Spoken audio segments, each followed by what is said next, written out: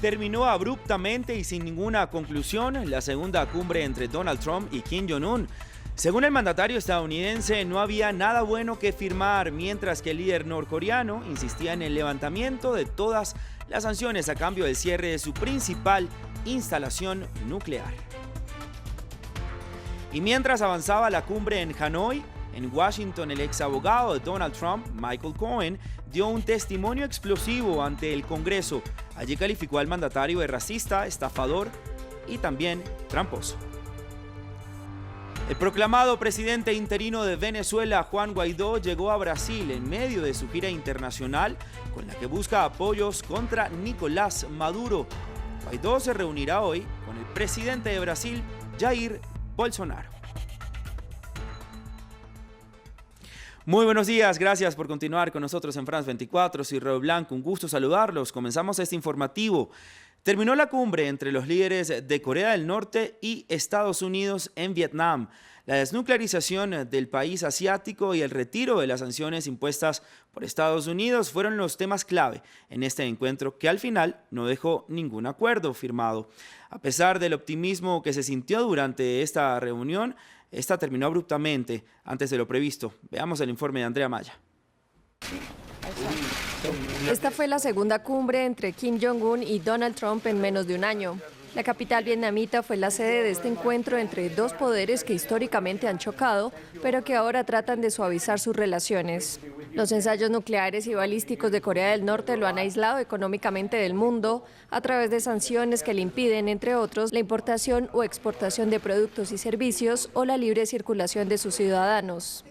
Durante la cumbre en Hanoi, el líder norcoreano rompió el silencio y por primera vez respondió a un periodista internacional cuando le preguntó si estaba listo para desnuclearizar a Corea del Norte. Presidente Kim, ¿está listo para desnuclearizar?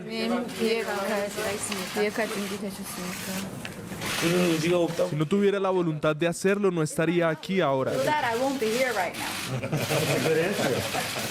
El ambiente estuvo menos tenso en este segundo día de cumbre. Se habló sobre el fin de la guerra de Corea, la apertura de oficinas de enlace en las dos capitales, pero abruptamente la reunión terminó cuando Kim Jong-un le pidió a Trump levantar las sanciones impuestas por Estados Unidos. Básicamente ellos querían que levantáramos las sanciones de forma íntegra y nosotros no podíamos hacer eso. Estaban dispuestos a desnuclearizar una gran parte de áreas que queríamos, pero no todas las que queríamos. Así que tuvimos que retirarnos. Seguiremos trabajando y veremos, pero tuvimos que alejarnos por esa sugerencia en particular. Al final de esto, la Casa Blanca anunció que no se alcanzó ningún acuerdo entre ambos países, pero sus equipos volverán a reunirse en el futuro. Y mientras Donald Trump fracasó en Hanoi en lograr un acuerdo para la desnuclearización de Corea del Norte, en su propio país se complica la situación. En un explosivo testimonio ante la Cámara ayer, su ex abogado Michael Cohen lo tildó de racista, estafador y tramposo y denunció una larga lista de presuntos delitos e instrucciones de soborno en los que, según él, el presidente de Estados Unidos habría incurrido. Donald Trump se ha convertido en su peor versión. Así lo dijo su ex abogado Michael Cohen, añadiendo que se arrepiente de haber trabajado para el mandatario ocultando sus actos ilícitos. Me avergüenzo porque sé lo que es el señor Trump. Es un racista, un estafador, es un tramposo. A los ojos de toda una nación, mencionó que Trump, con ayuda de uno de sus exasesores, sabía con anticipación sobre la filtración de correos que afectó a su contrincante demócrata en las elecciones presidenciales de 2016. El señor Roger Stone le dijo a Trump que había hablado con Julian Assange, quien aseguró que en los días siguientes habría una descarga masiva de correos electrónicos que dañarían la campaña de Hillary Clinton. El asombro del público llegó cuando el abogado fue consultado sobre las veces que Donald Trump le pidió amenazar a una persona o entidad en su nombre. Muchas veces. ¿50? Más. ¿100? Más. ¿200? Más. ¿500 veces? Probablemente a lo largo de 10 años, y por amenazas me refiero a litigios o una discusión con un reportero que escribía un artículo. Cohen reveló además una copia de un cheque por $35,000 que hace parte del reembolso de los $131,000 que Trump le había hecho por el dinero pagado a la actriz de películas para adultos Stormy Daniels, con quien dijo el mandatario tuvo un romance. Me pidió mentirle a su esposa, lo cual hice. Mentir a la primera dama es uno de mis mayores errores. Es una buena persona, la respeto mucho y ella no se merecía esto. Sin embargo, el Congreso se mostró dividido ante sus declaraciones y unos lo llamaron testigo falso, recordando que una vez dijo mentiras en una de sus anteriores audiencias. Horas antes, desde Hanoi, Donald Trump desacreditó las acusaciones en su contra y lo llamó mentiroso al decir que de esta manera su ex abogado buscaba reducir su tiempo en prisión. Y es que precisamente en la cumbre de Hanoi, Trump respondió luego de los señalamientos de Michael Cohen. Esto fue lo que dijo. Tener una audiencia falsa como esa y tenerla en medio de esta cumbre tan importante es algo realmente terrible. Podrían haberlo hecho 2 días más tarde o la próxima semana y hubiera sido aún mejor. Hubieran tenido más tiempo. Y mintió mucho, pero fue muy interesante porque no mintió sobre una cosa. Dijo que no hubo conspiración en el engaño ruso. Me pregunto por qué no mintió sobre eso también como lo hizo con todos los demás temas. Y continuamos con noticias de nuestro continente relacionadas a Venezuela. El proclamado presidente interino de ese país, Juan Guaidó, salió de Colombia y llegó esta madrugada a Brasil. Su visita hace parte de una gira internacional para aumentar la presión sobre el presidente Nicolás Maduro. Se espera que más tarde Guaidó se reúna con el presidente de Brasil, Jair Bolsonaro. Mientras tanto, la frontera terrestre entre los dos países continúa cerrada por orden de Nicolás Maduro. Sin embargo, la medida no ha detenido el flujo de ciudadanos venezolanos que cruzan de manera ilegal, huyendo de su país. Andrés Mesa Muñoz tiene los detalles. Estas son las secuelas de un fin de semana de violentas manifestaciones, aunque solo en Brasil. En este hospital de la ciudad de Boa Vista, capital del estado fronterizo de Roraima, se recuperan los heridos tras los enfrentamientos contra las tropas leales a Nicolás Maduro. Empezaron a disparar, nos dispararon, primero hacia arriba y luego bajaron armas hacia nosotros y me dieron aquí, en la pierna. La mayoría de ellos sufrieron heridas de armas de fuego, serias heridas en el tórax, abdomen, fracturas en las piernas y brazos, también causadas por armas de fuego. El cruce en esta zona de la frontera permanece cerrado por órdenes de Maduro en contra del ingreso de la ayuda humanitaria proveniente de Brasil, por lo que algunos migrantes se abocan a transitar senderos ilegales. Aproximadamente 17 kilómetros. En vía recta, pero así como estamos caminando entre las montañas, mucho más. El cierre de la frontera también impidió que más de 20 camioneros que habían cruzado hacia Venezuela días atrás regresaran a su territorio. Sin embargo, este miércoles se les concedió el permiso. Fue triste, no teníamos nada que comer ni beber, no había baños ni donde tomar una ducha, nada. De acuerdo con la agencia Reuters, Juan Guaidó se reunirá este jueves con el presidente Jair Bolsonaro en lo que sería una visita personal. También mantendrá un encuentro con otros funcionarios del gobierno brasileño para abordar la crisis en Venezuela. Y en Nicaragua, el primer día de la reanudación de las negociaciones entre el gobierno de Daniel Ortega y la oposición transcurrió a puerta cerrada y con la mediación de la iglesia. Pero lo más destacado es que justo este día, decenas de personas que habían sido detenidas durante las manifestaciones antigobierno que iniciaron en abril de 2018 fueron liberadas, aunque su situación legal es todavía incierta. César Rojas nos tiene todos los detalles. Unas negociaciones difíciles.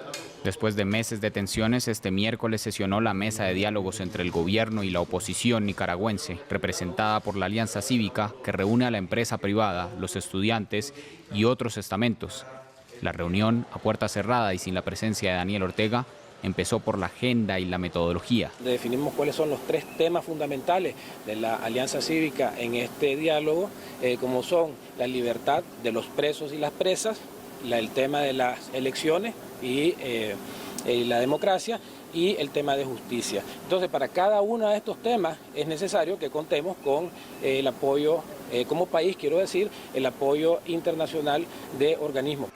En la mañana, docenas de personas arrestadas durante las protestas contra el gobierno de Ortega fueron liberadas, aunque su situación jurídica no es clara.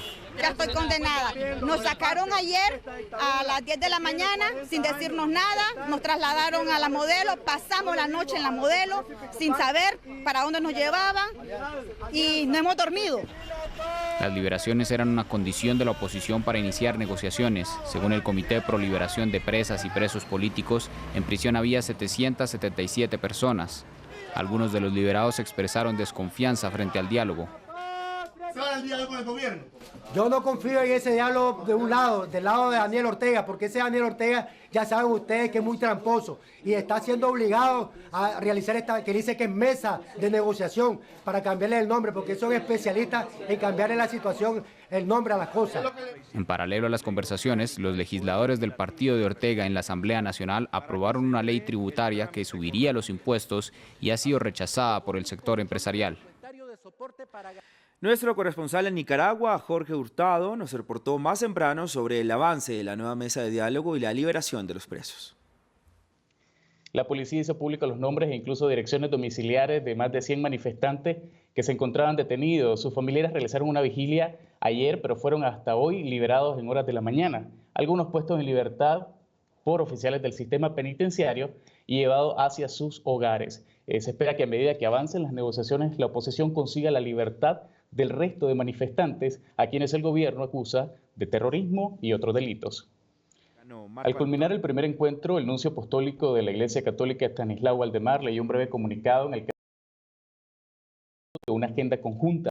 Sin embargo, no especificaron cuáles fueron esos puntos y qué tipo de acuerdos comenzarán a discutir mañana cuando se reanude esta mesa de negociación política en Managua.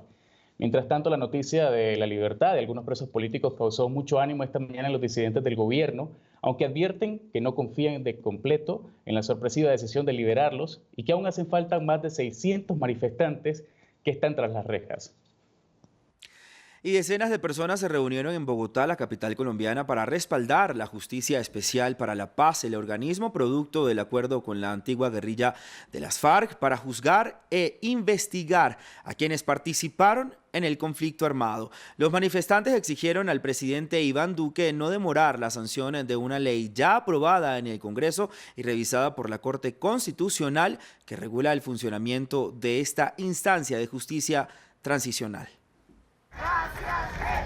Con un abrazo al edificio donde opera la Justicia Especial para la Paz culminó este acto denominado Abrazatón, una iniciativa ciudadana con el fin de agradecer la gestión de este organismo en un momento coyuntural, la firma de la ley estatutaria. Y estamos aquí también por las víctimas, por la garantía de sus derechos a la construcción de la verdad, de la memoria, por la justicia y la garantía de no repetición de los hechos victimizantes. Esta ley permite a la JEP precisar el marco legal de las acciones especiales que debe tomar para abordar los delitos cometidos por actores del conflicto armado, entre ellos grupos al margen de la ley y la fuerza pública. El sistema cumple un papel fundamental para la reconciliación de este país y para eso seguimos avanzando entre todos en la consolidación del marco normativo y en la consolidación del proceso. Con pancartas y arengas, los manifestantes pidieron su firma presidencial, el último paso a seguir luego de que fuera aprobada por el Congreso y la Corte Constitucional. Estamos pidiéndole al señor presidente, no vaya a violar la Constitución. Ese es un derecho que tenemos las víctimas. Es un acuerdo que se firmó y los acuerdos son para cumplir. Sin embargo, el mandatario precisó que no planea objetarla. De lo contrario, tendría que volver al Congreso y retrasaría el proceso de un organismo que está previsto dure 15 años. Los dirigentes de India y Pakistán no dejan vislumbrar una rebaja de las sanciones tras sus ataques de parte y parte. En la convulsa Cachemira, región reclamada por ambos países desde hace más de 70 años, se escucharon disparos y los pobladores empezaron a abandonar sus hogares ante el riesgo de intensos combates terrestres. Pakistán aseguró que liberará al piloto capturado ayer tras unos enfrentamientos entre aviones de combate a cambio de una desescalada, pero en India el discurso continúa siendo belicista. Y durante el cuarto día del Festival de Viña del Mar, los chilenos reconocieron al mexicano Marco Antonio Solís con las llaves de la ciudad. El público aplaudió la presentación del cantautor en la Quinta Vergara. Su actuación también tuvo una audiencia récord. Unos 45% de los televisores en el país se encendieron durante sus canciones. El artista interpretó sus temas más emblemáticos. Hasta aquí este informativo de France 24. Continúe con nosotros.